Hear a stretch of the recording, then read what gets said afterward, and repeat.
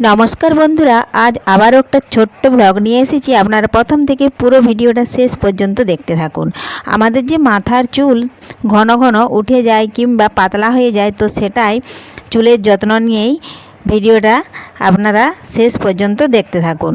প্রথমে দেখুন নেব আমি পেঁয়াজ কুচি, আর দেখুন নিয়েছি কালো জিরে, জবা ফুল নিয়েছি আর কয়েকটা পাতা নিয়েছি।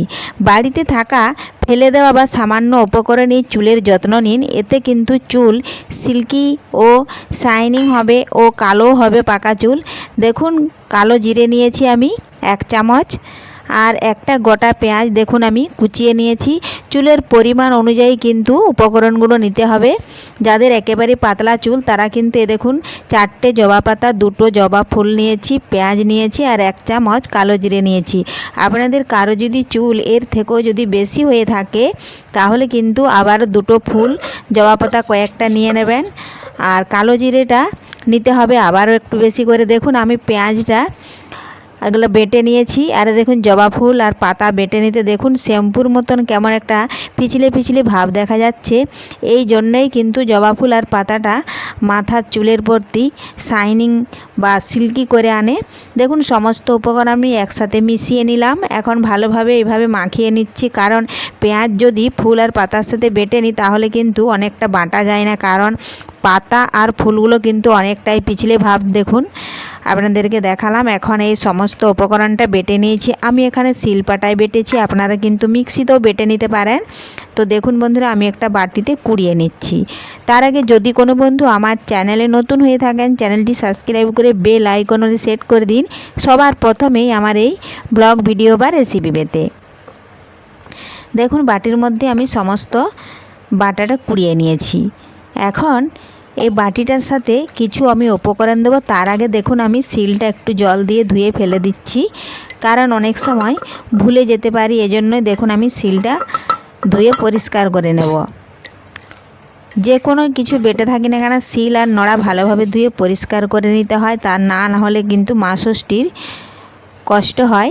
তো দেখুন বন্ধুরা আমি এখন মাথায় 1 দিন বা 7 দিন আগে একবার নিয়েছিলাম, তখন দেখুন কত ছোট ছোট চুল গজিয়েছে। মাথার চুল কিন্তু অনেক পাতলা ছিল, এখন কিন্তু চুলটা অনেকটা কালো ভাব হয়েছে আর অনেক চুল নতুন গজিয়েছে।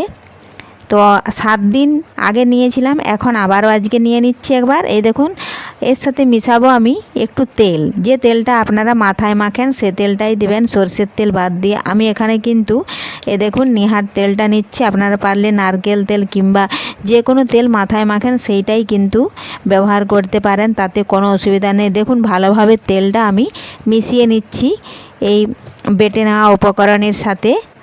এইভাবে ভালোভাবে মিশিয়ে তারপরেই কিন্তু আমি চুলে অ্যাপ্লাই করব। চুলে আপনারা শ্যাম্পু যদি নিয়ে থাকেন তাহলে ভালো, যদি শ্যাম্পু নাও নিয়ে থাকেন, যদি চুলটা একটু রুগ্ন ভাব হয়ে থাকে তাহলে মাখিয়ে নেবেন, কোনো অসুবিধা নেই। খুব বেশি যদি মাথায় নোংরা হয়ে থাকে তাহলে কিন্তু আপনাকে শ্যাম্পু অবশ্যই করতে হবে।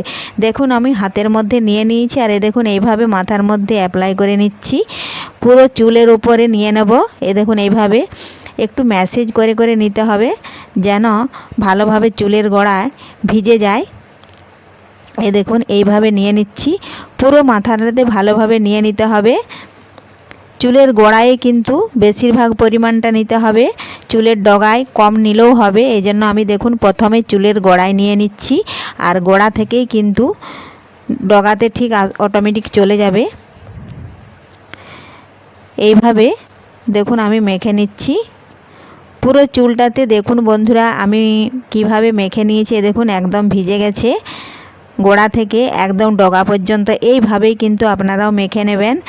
আর মেখে নিয়ে আর শ্যাম্পু নেওয়ার দরকার নেই, কিছুক্ষণ শুকনো হয়ে গেলেই কিন্তু একদম মাথায় জল নিয়ে ভালোভাবে ধুয়ে নেবেন। নর্মাল জল নিলেই হবে, খুব বেশি ঠান্ডা জল না নিলেও হবে। তো দেখুন বন্ধুরা ভালোভাবে হয়ে গেছে। চুলটা আমি কিছুক্ষণ শুকিয়ে নেব, তারপরে কিন্তু চুলটা ধুয়ে নেব। আর ধুয়ে নেওয়ার পর কিন্তু শুকনো চুলে আবারও ভিডিও নিয়ে আসবো দ্বিতীয় পর্বে।